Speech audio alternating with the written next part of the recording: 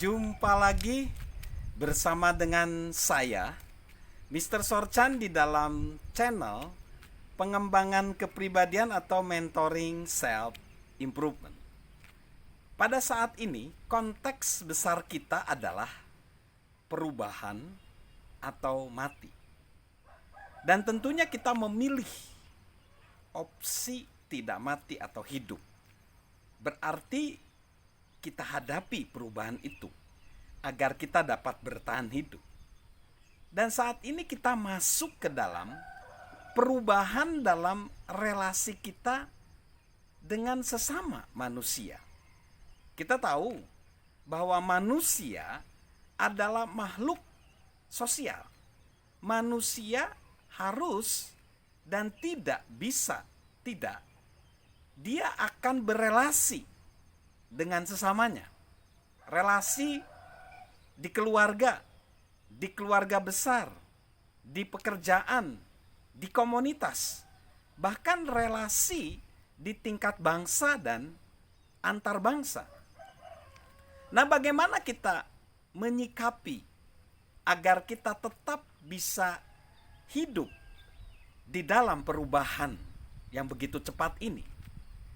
Mari kita bertransformasi, mengubah mindset kita dari sekedar menyenangkan orang lain menjadi memotivasi orang lain.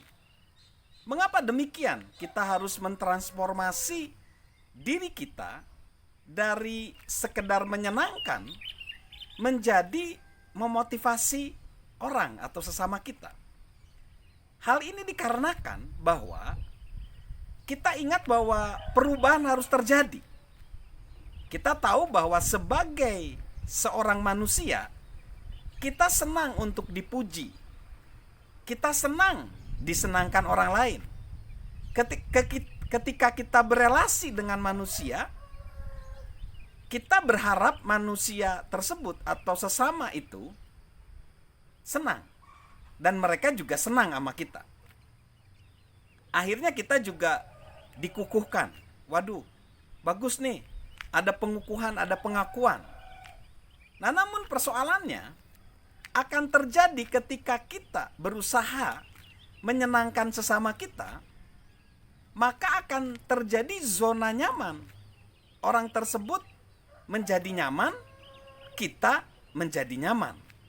Akhirnya, ketika menghadapi persoalan yang sulit, tidak ada perubahan, hanya mempertahankan zona nyaman itu. Jadi ini tidak bagus, karena nanti akhirnya tidak ada perubahan, baik perubahan di dalam diri kita maupun perubahan di lingkungan kita. Sedangkan perubahan itu harus terjadi kan, supaya kita tidak tergerus. Nah, jadi bagaimana? Mindset kita harus berubah dari sekedar ingin dapat pengakuan, ingin dapat pengukuhan. Karena begini, kalau kita berusaha menyenangkan orang lain, persoalannya kadang-kadang kita akhirnya tidak menjadi jati diri kita sendiri. Kita jadi tidak berkarakter. Atau kita jadi nggak bisa speak up. Karena kita hanya mempertahankan zona nyaman. Nyaman bagi orang lain dan nyaman bagi kita. So, jadi kita perlu mengubah. Kita perlu menyadari bahwa kita harus beranjak, kita harus berubah mindset kita dari sekedar menyenangkan orang lain menjadi memotivasi orang lain untuk juga sama-sama dia juga mengalami perubahan menjadi orang yang lebih baik ya. Nah, ada beberapa tips. Yang pertama, kita perlu mengajukan pertanyaan sebenarnya untuk menyadarkan diri kita terlebih dahulu ya, dan juga relasi kita atau sesama kita, baik itu di keluarga besar, di pekerjaan, di tempat bisnis kita maupun di level bangsa tadi. Yaitu yang pertama, apakah yang terbaik untuk organisasi? Apa yang terbaik untuk keluarga? Apa yang terbaik untuk bangsa? Jadi itu yang perlu kita tanyakan. Selalu, supaya kita bisa berfokus peningkatan atau perubahan tadi. Lalu yang kedua, apa yang terbaik untuk orang lain dalam keluarga, dalam organisasi, dalam pekerjaan, atau dalam bangsa. Lalu yang ketiga, apa yang terbaik untuk saya? Ini penting, ya. Nah, ketika pertanyaan itu akan membuat kita menjadi lebih objektif daripada subjektif.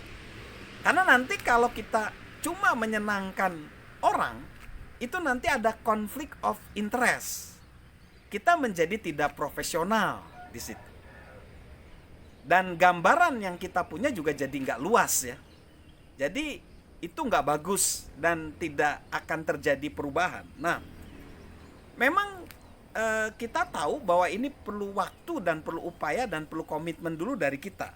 Jadi kita akan mengubah mindset kita dari pengukuhan, dari sekedar pengakuan, menjadi kita kira-kira saya mau bagikan apa ya? Saya mau bagikan visi, saya mau menaikkan standar, saya mau memotivasi orang lain, saya mau menunjukkan jalan, meminta komitmen, dan berhenti hanya sekedar menunggu persetujuan.